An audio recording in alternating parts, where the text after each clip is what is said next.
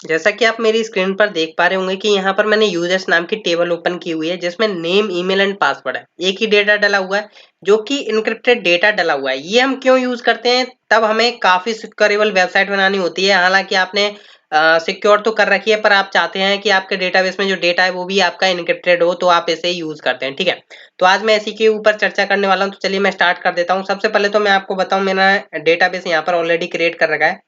तो यहाँ पर यूजर्स नाम की टेबल भी है, तो जो कि मैंने यहाँ पर ENV फाइल में ऑलरेडी कनेक्टेड कर रखी है। ठीक है, आई होप आपने भी कनेक्टेड कर रखी होगी। ठीक है, तो सबसे पहले हमें यहाँ पर एक पैकेज इंस्टॉल करना होगा जो कि LGBot सॉल्यूशन का है। ठीक है, तो हम उसे यूज कर लेते हैं।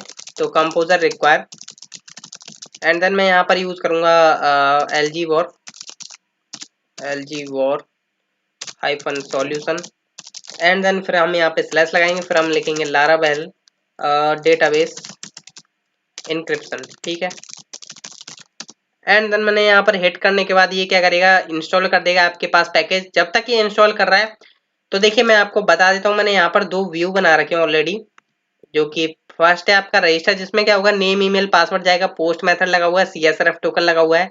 यूजर्स में हम यूजर्स को शो कराएंगे। ठीक है, और कुछ नहीं कराने वाले।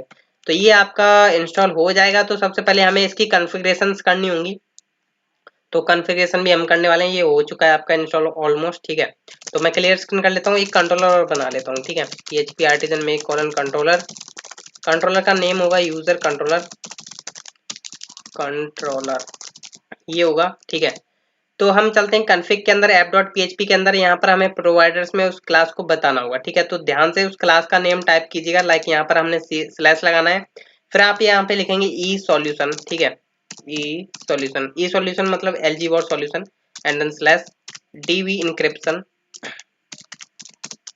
ये आपने लिखा DB encryption slash providers, providers. ठीक है, फिर यहाँ पे आप अपना प्रोवाइडर पास करेंगे, DB encryption service provider colon colon class. ठीक है, ये मैंने किया एंड देन सेव करके मैंने इसको क्लोज कर दिया। और अब हम यहाँ पर क्या करने वाले हैं, सबसे पहले राउट सेट कर लेते हैं जिससे हमें बाद में कोई प्रॉब्लम ना हो। हम यहाँ पर यूज कर लेते हैं अपना controller, use app slash HTTP slash controller and then यहाँ पर हम यूज कर लेते हैं यूजर कंट्रोलर को, और हम यहाँ पर राउट बना लेते हैं। सबसे पहला हमारा राउट होगा फॉर्म को शो कराना, तो मैं यहाँ पे लिख देता हूँ स्लैश रजिस्टर, जिससे हमारा फॉर्म शो होगा। और यहाँ पर user controller colon colon class, फिर हमारा यहाँ पर एक मेथड कॉल होगा। लाइक मैंने यहाँ पर इंडेक्स मेथड कॉल करा देता हूँ कि हमारा ये फॉर्म लोड करे। ठीक है, get and then same as it is मैं क्या करने वाला हूँ, ऐड यूजर नाम का हम मेथड इस पर कॉल कराने वाले हैं। पर हमारा जो राउट होगा वो होगा रजिस्टरी, पर हम यहाँ पर पोस्ट मेथड बनाने वाले हैं। ठीक है, सेम एज इट इज मैं यहाँ पर एक और राउट बनाऊंगा जो कि होगा बेसिकली किसके लिए, यूजर शो कराने के लिए। ठीक है, क्योंकि हमें जो डेटा है वो भी डिक्रिप्टेड फॉर्म में शो कराना होगा ना। ठीक है, तो हम यहाँ पर क्या करते हैं, यूजर्स नाम का हमारा मेथड होगा जिससे हमारे यूजर्स आ रहे होंगे, और यूजर्स नाम का ही हमारा राउट होगा। ठीक है, अब देखिए गाइस, यहाँ पर अगर आप अब करके काम करके सेव कर देते हो, लाइक डेटाबेस में सॉरी कंट्रोलर में आप अपना काम कर देते हो, क्रिएट करवा देते हो और शो कराते हो। ठीक है, पर जो एंट्री होगी वो अभी इनक्रिप्ट होके नहीं सेव होगी इस डेटाबेस में। ठीक है, तो उसके लिए आपको करना क्या है, जिस टेबल में आपको इनक्रिप्टेड डेटा स्टोर कराना है, लाइक मेरे को यूजर्स में कराना है, तो मेरा यूजर मॉडल है यहाँ पर। ठीक है, जो कि बाय डिफॉल्ट इसमें होता ही है यूजर नाम का, तो मैं उसी को यूज कर रहा हूँ। उसमें क्या करेंगे, सबसे पहले ट्रेट यूज करना होगा। जिस मॉडल को आप इनक्रिप्टेड करना चाहते हैं उसमें आपको ये यूज करना है, जो मैं यहाँ पर लिखने वाला हूँ। ठीक है, तो यहाँ पर आप क्या करेंगे, ई सॉल्यूशन को यूज करेंगे, ई सॉल्यूशन स्लैश लगाएंगे आप यहाँ पे, सॉरी बैक स्लैश लगाना है and then DB encryption slash traits. ठीक है, इसके पास ट्रेड्स होते हैं, तो ट्रेड्स एंड देन फिर आप यहाँ पे बैक स्लैश लगाएंगे, फिर आप यहाँ पे लिखेंगे इनक्रिप्टेड एट्रीब्यूट। ये क्या करेगा, आपके बेसिकली एट्रीब्यूट को इनक्रिप्टेड करने का काम करा होता है। ठीक है, तो हम इसे यहाँ पर नीचे यूज भी करेंगे, तो कॉमा लगाया मैंने यहाँ पर और इसे मैंने यूज भी किया। अब जैसे यहाँ पर फिल लेवल देख पा रहे हो, हिडन देख पा रहे हो, कास्ट देख पा रहे हो, सेम एज इट इज हम यहाँ पर क्या करते हैं, एक और एरे बनाते हैं प्रोटेक्टेड, जो कि यहाँ पर आप नाम रखेंगे इनक्रिप्टेबल। ठीक है, इनक्रिप्टेबल ये मैंने नाम रख लिया। और फिर मैं यहाँ पर क्या करता हूँ, इस एरे के अंदर यहाँ पर वो नेम पास करूंगा जिसको मैं इनक्रिप्ट करना चाहता हूँ, लाइक ठीक है। तो यहाँ पर मैं चाहूंगा नेम, ईमेल, पासवर्ड तीनों को मैं इनक्रिप्ट करूंगा।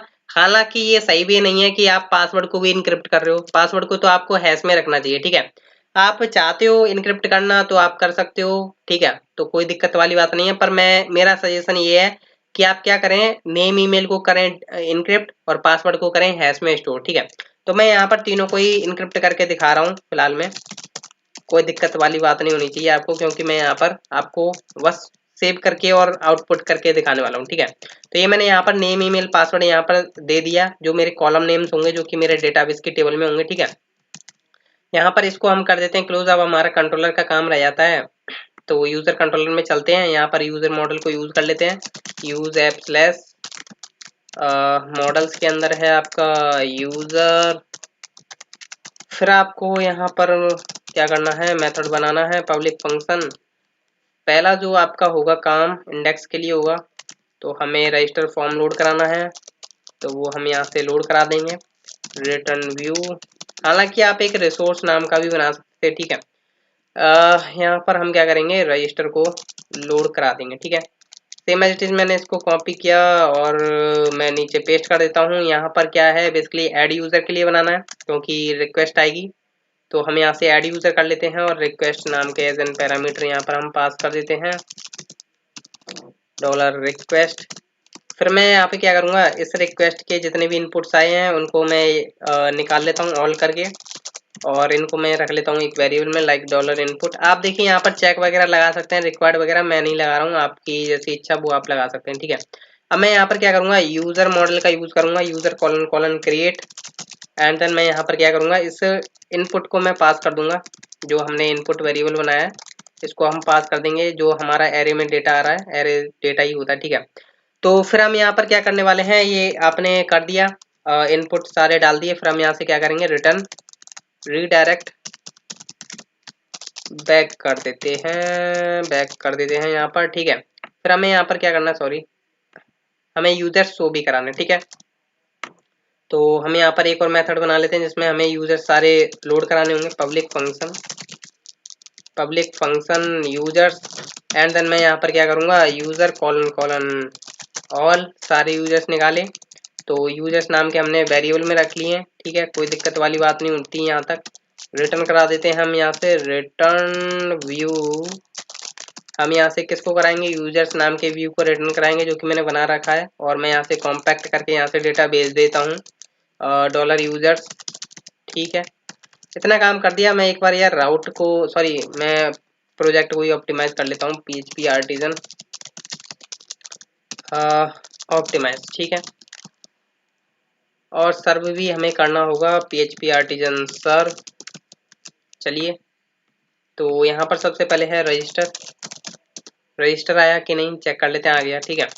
लाइक मैंने यहाँ पर डाला name, like sandeep@gmail.com, and then password हुआ आपका समथिंग लाइक 1 2 3, जो भी आप डालना चाहते हैं। तो ये मैंने सबमिट किया, तो यहाँ पर रिटर्न बैक आ चुका है। आप देखते हैं डेटाबेस में गई है या नहीं एंट्री। तो यहाँ पर देख सकते हैं गाइज, मैंने यहाँ पर 2 बार कर दिया था बेसिकली टैप। तो मैंने 2 बार इसलिए कर दिया था, थोड़ा रुक गया था, ठीक है। तो यहाँ पर 2 रिकॉर्ड्स आ चुके हैं और दोनों में वही डेटा होगा जो कि मैंने एक साथ ही वो सबमिट कर दिया था, ठीक है। अभी यहाँ पर मैं क्या करता हूँ, इसको शो भी कराना है मेरे को, ठीक है। तो हम यहाँ पर यूजर्स पर चलते हैं, तो अभी यहाँ पर हमें शो तो होगा नहीं, तो शो कराने के लिए हम यहाँ पर कहाँ चलते हैं, बेसिकली यहाँ पर क्यों आया डेटा हमें, हाँ सॉरी यहीं पर ही हूँ मैं, ठीक है, कोई दिक्कत वाली बात नहीं है, मैं भी टेंशन में आ गया था, ठीक है। तो अब मैं यहाँ पर चलता हूँ कहाँ पर, रिसोर्सेज के अंदर, व्यूज़ के अंदर, और यहाँ पर है यूजर्स, ठीक है। तो मैं यहाँ पर शो करा लेता हूँ, एक टेबल बना लेता हूँ सिंपल, और जिसमें TR TD नेम होगा। मैं अभी वैसे ही नेम लेकर चल रहा हूँ, इसमें मैं कोई ज़्यादा वो नहीं ध्यान दे रहा हूँ कि मेरे को VA से चलना चाहिए, ठीक है। पासवर्ड भी मैं यहाँ पर शो करा देता हूँ। फिर मैं यहाँ पर क्या करूँगा, @for each लगा लेता हूँ। हालांकि आप चेक कर सकते हैं कि काउंटर बड़ा है या नहीं, ठीक है। मेरा काम है बेसिकली आज आपको ये बताना कि इनक्रिप्टेड कैसे कर सकते हो, ठीक है। तो $users एज $user, यूज़र निकाला TRTD, और फिर मैंने यहाँ पर पास किया $user, और मैंने उसका नेम निकाला, same as it is email, same as it is password. फिर मैंने यहाँ पर क्या किया, लोड करा दिया। ठीक है, तो अभी ये क्या बोलता है, यूजर्स अनडिफाइंड है। तो हमने कंट्रोलर में देखते हैं कि हमने क्या भेजा है यहाँ पर। सॉरी, मेरे को यहाँ पर एज एन स्ट्रिंग भेजना था ना, आपने भी ध्यान नहीं दिया। ठीक है, तो यहाँ पर मैंने सेव किया। यहाँ से देख सकते हैं गाइस, मैंने वो 2 बार कर दिया था, इसलिए यहाँ पर 2 बार आ चुका है। अगेन मैं यहाँ पे क्या करता हूँ, रजिस्टर करता हूँ एक new one, like this one. और यहाँ पर ईमेल डाली मैंने @gmail.com, पासवर्ड समथिंग जो भी मेरे को अच्छा लगा, तो सेव। और यहाँ पर यूजर्स में गया, तो यहाँ पर वो डेटा आ चुका है। ठीक है, देख सकते हैं यहाँ पर डिक्रिप्ट होके आ रहा है। तो यहाँ पर देख लिया कि आपने कैसे, मतलब यहाँ पर इनक्रिप्टेड डेटा स्टोर हो रहा है, जैसे कोई रीड नहीं कर सकता। और पासवर्ड आप हैश में ही स्टोर कराइएगा। फिलहाल में मैंने आपको इनक्रिप्टेड एंड डिक्रिप्टेड करके यहाँ पर शो कराया। ठीक है, तो आई होप आपको ट्यूटोरियल पसंद आया। लाइक शेयर कमेंट करें एंड देन मिलते हैं नेक्स्ट ट्यूटोरियल में। Thank you.